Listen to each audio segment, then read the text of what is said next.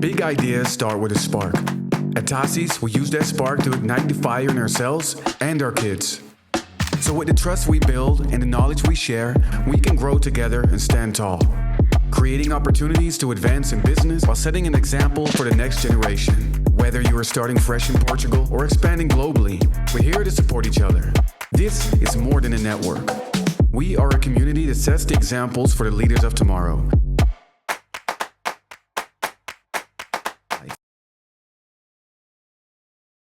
Okay, great. So it's amazing to have you here and talk a little bit more about finance, which is a world that we still need to go deeper. I saw your evolution, and it's interesting how you've been adapting from traditional finance to the newest and most, you know, fintech, crypto. What would you say has helped you carry on that career path without getting stuck in traditional? Oh yeah, that's such a great question. I think I listened to the best advice I got from my first boss, which was every 5 years you have to look at what you're doing and make sure, one, you feel challenged in that seat, two, you're learning, and you are feeling inspired by the work that you're doing. And if you're not, change it. And so when I was in traditional finance seat in the sales and marketing, at a certain point in my career there, I started to feel like I was tapped out, that I couldn't learn beyond where I was. And so at that point, it was really around the, let's call it 2011 timeframe. I thought fintech is kind of the area I want to go in. Everything I was observing was banks merging technologies, taking them public, or spinning out an application or a company. And I said, well, I would like to be part of that. So it's taking risks and saying, okay, if you're not happy with what you're doing, change it, right? And I think that's good advice for young students, people getting right into a job right away, and sort of, and even adults, right? Think through that. Then from there, thinking about, okay, where do I have passion? But where can I, in this new industry, how can I take some of my learnings, collateral that I built, and bring that to the new job? So when I went from TradFi to FinTech, I went to a firm that was just starting up, a true startup. And there's like full of developers. I'm not a dev. I don't code. I didn't go to school for computer science. I went for economics and business management. But I thought, what could they use from me? They realized that I had the knowledge of how capital markets works, and I had a network in finance. And I can bring that to the company to help increase the valuation. So that, I think, helped carry me through to fintech. And then from there was this emergence of interest in digital assets and crypto, and Bitcoin was sort of percolating, in the mid 2000 teens, right? And so I thought, okay, I actually want to now explore digital assets. And so I kind of bridged going from fintech into digital assets, where I joined a company for 2 years doing that. But it was because I listened to that signal inside and said, but then what could I bring this digital asset firm from my fintech experience? And it was learning about APIs, learning about workflows and how to automate them, and working with those types of clients and different contacts within those clients. So I'd say, to sum it up, it's you have to listen to, one, are you being challenged? Are you interested in another aspect of an industry? And if so, figure out a way to tie what you were doing before to that new industry so you immediately create value. And so then going from the digital asset firm to my current firm, FinTech, it's like now I've married 3 different things, and I bring that value to the current company. So traditional finance experience, FinTech experience, digital assets experience, all packaged up from like globally having exposure to it. That's amazing, because my next question was actually around that. Having been in many different, diverse ways of the same industry, what is a good takeaway from each of them, and what is the thing you have learned not to repeat? Oh yeah, good question. So I would say, just thinking through them in succession, is really learning from mentors, listening, so you can figure out what your style is. If you're going to be presenting either externally or internally, figuring out your style, listening to multiple leaders and figuring out, how can I project and how can I really share knowledge? So really taking that. I think network is probably one of the most valuable things you have in this life. So really preserve your network and make sure that you stay in touch with the people you worked with your clients that you serviced. They may be your personal relationships after all. So I'd say really, really cherish that, and because that can carry forward into your next role. And definitely go into every role with an open mind. So even though it can be challenging and a little bit intimidating, going into a tech company and not being able to code and not having that background, you have to just uncover and just read up, do the research, get your hands dirty, sit down with them and really understand, what does that mean? What does that technology mean? And what does that mean to my business? So I think you really have to think through those things. What you can take away as value is your network. Always really listen to your mentors when you're evolving your pitch. And then I think really looking at, how do I upskill myself? Even if it gets you out of your comfort zone, do the research, get your hands dirty, test the code, ask about it. I think those are all really good lessons that I took away from those experiences. And in that sense, lessons that, or things that you wouldn't do again, or that you learned from in order not to, this was a bad decision, but I've learned and I won't do it again. Well, never hire anyone without meeting them in person. Sometimes like even on video, it's really tough to understand how someone would come through. So that was one lesson I learned very, very early on. Always meet people that you're going to be working with, because you can really get a feel and a vibe in person of what they're going to be like and working with. So that was probably one of the biggest ones I took away. Okay, great. Regarding, so we're here, you've been talking about the future of finance, right? Anything that hasn't been said yet and that you would like to deepen in regarding your expertise and your experience of, if I were going to invest in a startup something or study a new degree, that I should focus on, because that's going to be the new thing, something or a few things that you probably haven't tackled because you didn't have time, but it would be great for anyone to listen.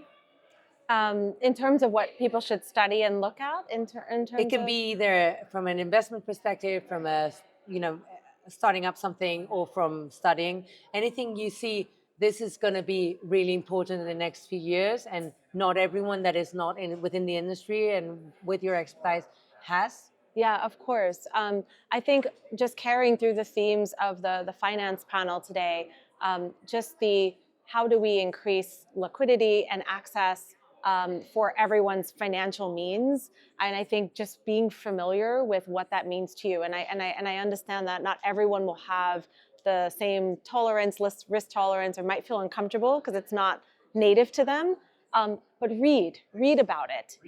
Take a step forward and maybe take a small amount of if you have excess cash to invest, and invest in digital assets in some form of, or it could be a tokenized or real world asset, and really get that exposure to understand how it can add value to your life.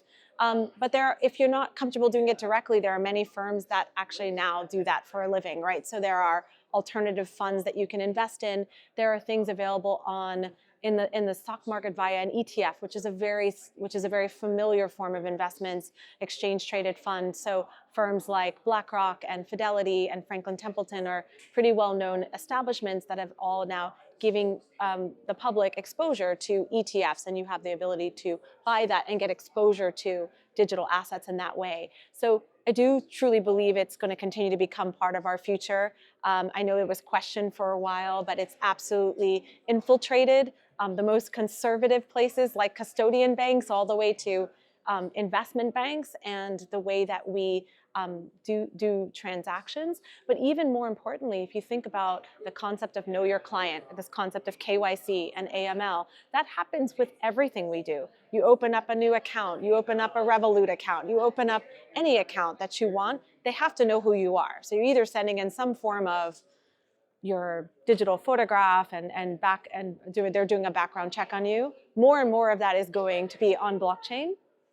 And so being able to familiarize yourself with that, and I would say for those that are doing studies, it's making sure that you get exposure in university to what is like on the cusp of technology. Whether or not you go into tech for a living, how will that impact hospitality? How will that impact healthcare, as the panelists spoke about earlier? How can it make me more efficient in my job? understanding, and don't run away from AI. Actually embrace it and figure out how can I work smarter? How can I get better balance in my life? How can I get more sleep in my night?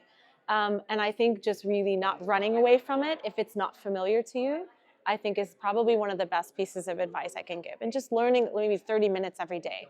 What is something new I can learn or play around with? So there are two things I would like to. So one actually is around technology in finance, and of course you are there, right? So you are embracing the new ways of doing finance.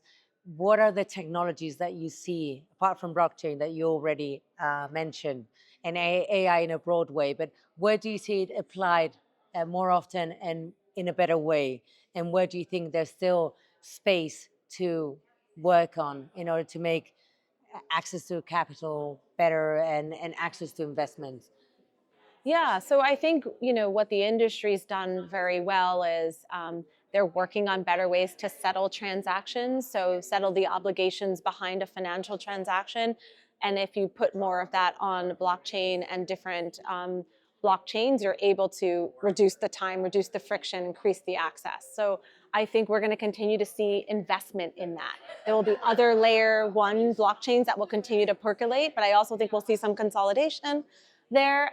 So I think that's definitely continues to grow and continue to be watched. What do I think there will be more to build towards?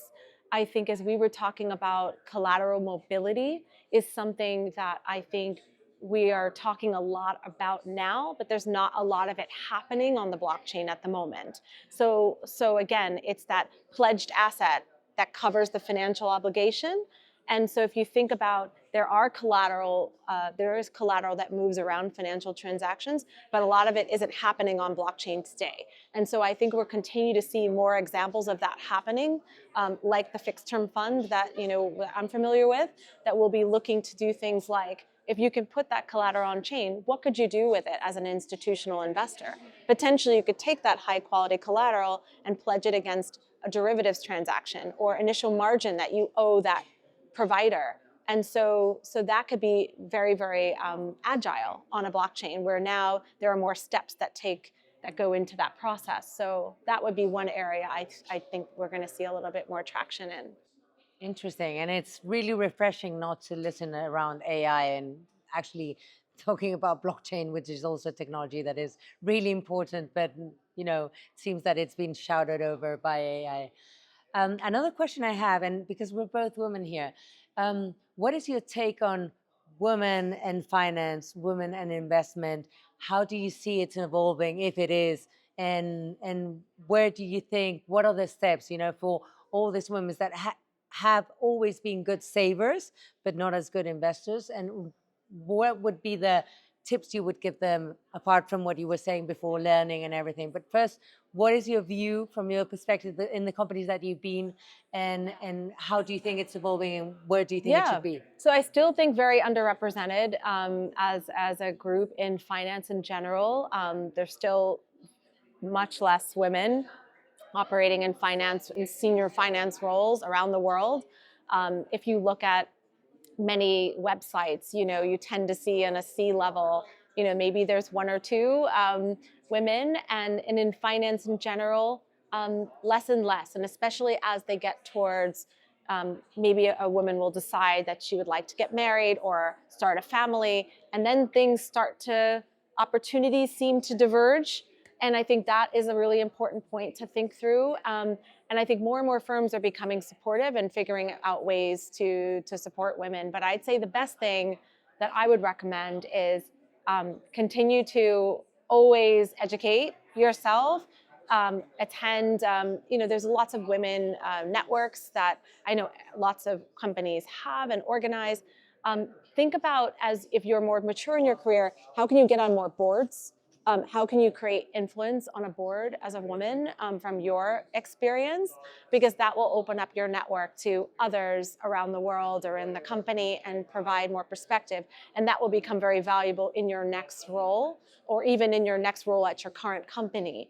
So I'd say a lot of women that have now been in the marketplace for a long time and have been working for a long time are now thinking about like, how do I now take my career to the next place? And I think a lot of that is augmenting it with board positions, or maybe it's just advisory roles that they might have within companies. So I think that's really important, and I think it's a great way to get representation, maybe in an industry you've never been in, but you can bring perspective based on your experience that you've had over time.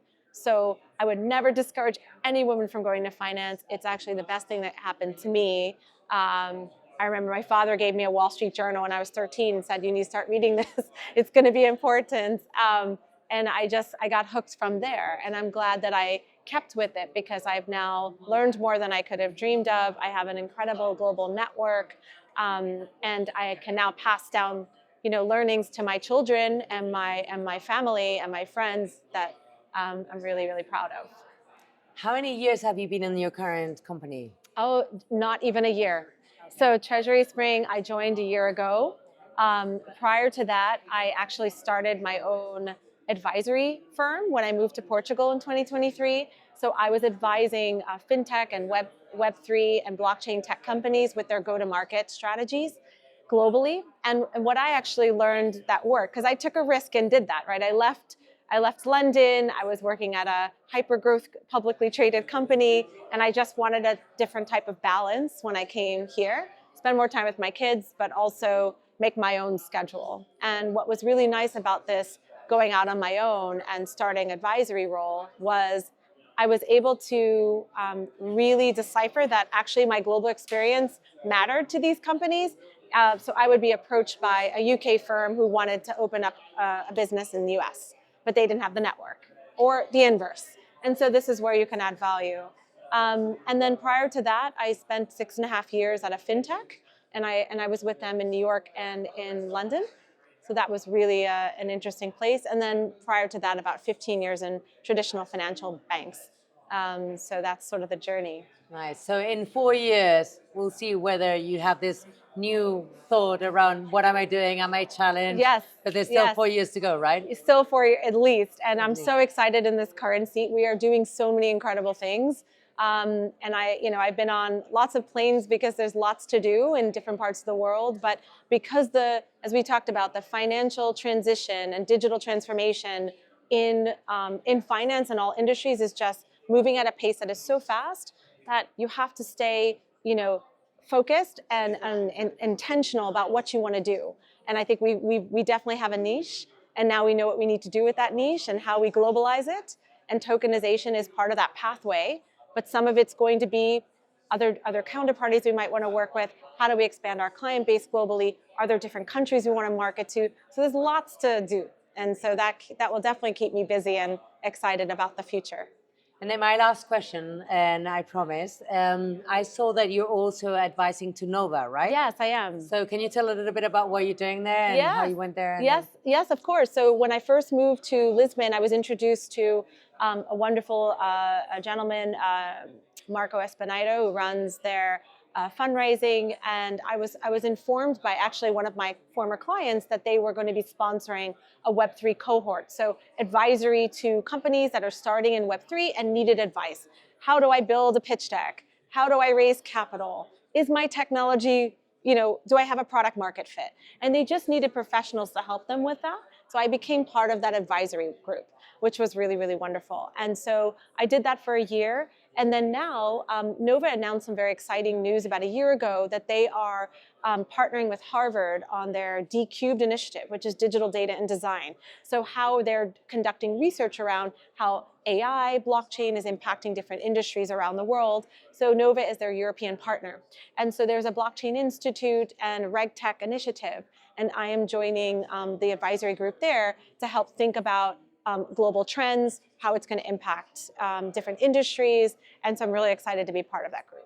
Nice. Well, I think your schedule is already going to be over the ground again. But yeah, it was really nice having you. Thank you so much. It's a pleasure.